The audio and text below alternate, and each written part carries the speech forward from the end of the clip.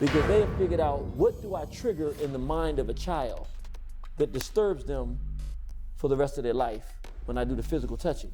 Pornography and all of this stuff that we're seeing and giving them these ideas, and have the same impact that physical sexual abuse has that harms a person for life. But at least if somebody can come to them and help them get healing, they can at least trace it back to a catalyst and a trigger. When it's on your television set, you're 4 years old, 3 years old, and you're watching and nobody's explaining it to you, most times you'll never trace it back to a trigger. The media that they sadly control to inflict this psychological damage, which, is creating a whole bunch of sexual perverts. And they are the apex sexual perverts.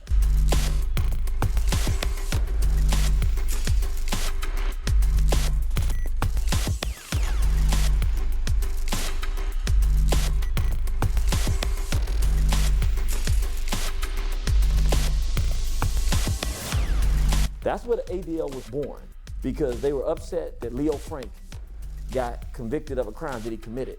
A rapist, child pedophile murderer. That's the reason the ADL, the Anti-Defamation League, exists, to protect pedophile child murderers.